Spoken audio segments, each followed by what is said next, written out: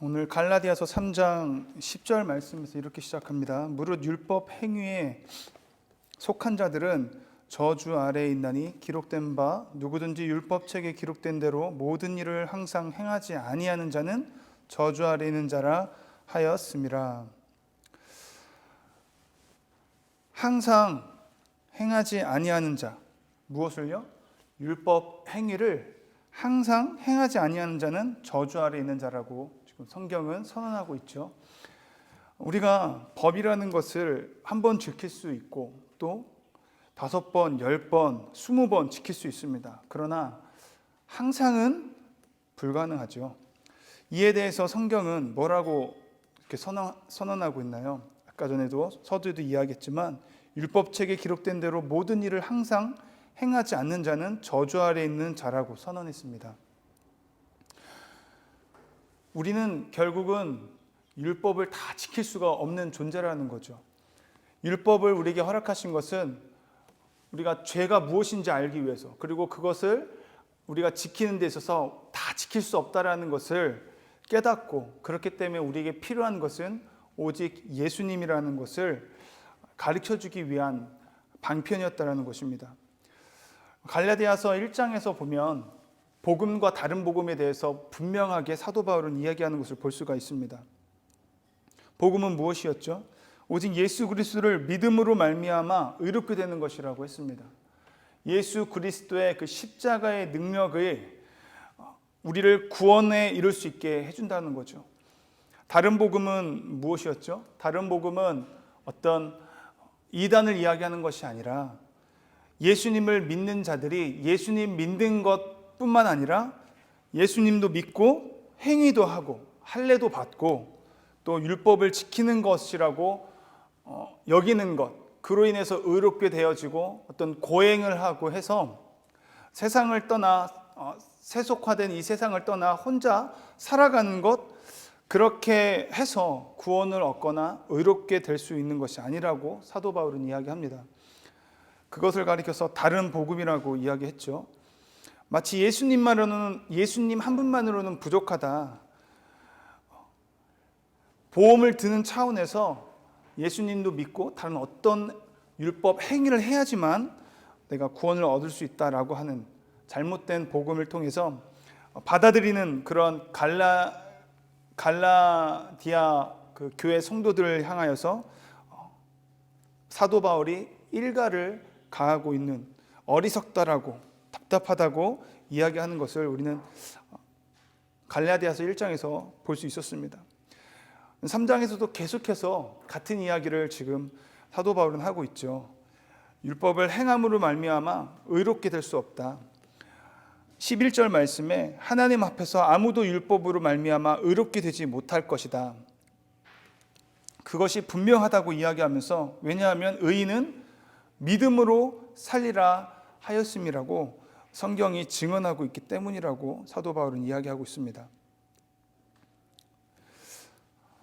믿음으로 말미암아 의인은 믿음으로 살리라 하였음이라, 이 말에 대해서 다시금 사도 바울은 이전의 말씀에서도 나왔지만, 어제 묵상한 말씀에서도 나왔지만 아브라함을 끄집어내가지고 지금 이 믿음에 대해서 어떻게 의인이 믿음으로 살 수 있는가에 대해서 이야기하고 있는 것을 볼 수 있습니다.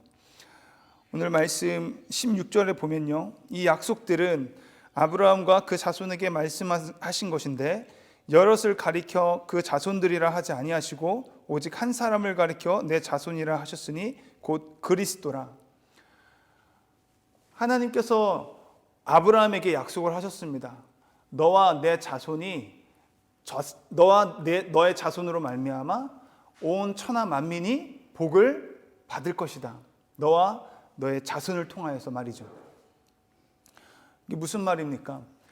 이 약속을 받은 사람은 아브라함이었습니다. 아브라함은 무엇인가를 자기가 해가지고 하나님께서 약속을 주시고 약속을 주신 것이 아니라는 거죠.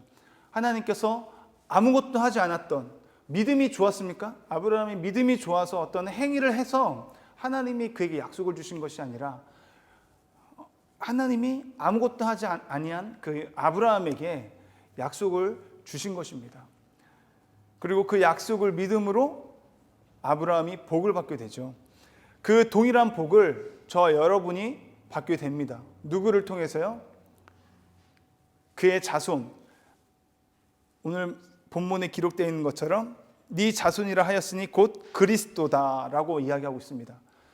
저와 여러분, 예수 그리스도로 말미암아 우리가 뭔가를 해서 구원받은 것이 아니라 예수 그리스도의 믿음이, 예수 그리스도가 하나님의 말씀에 순종함으로 말미암아 예수 그리스도가 십자가에서 죽으시고 그로 말미암아 저와 여러분들이 구원함을 얻게 된 줄 믿습니다.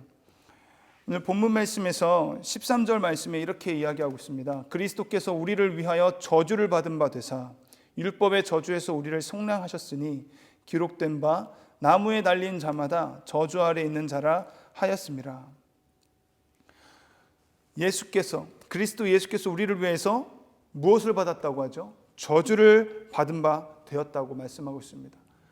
예수 그리스도께서 우리가 받아야 할 그 저주, 죄로 말미암아 우리가 그 십자가에서 저주받은 나무에서 죽어야 되는 것이 마땅한데, 예수 그리스도께서 우리를 대신하여 예수님이 죄가 돼가지고 율법의 저주를 친히 받으셨다는 거죠.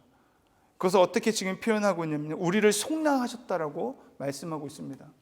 속량하셨다라는 것이 헬라 원어를 찾아보면 어떤 뜻을 갖고 있냐면요, 시장에서 값을 주고 샀다라는 의미를 가지고 있습니다.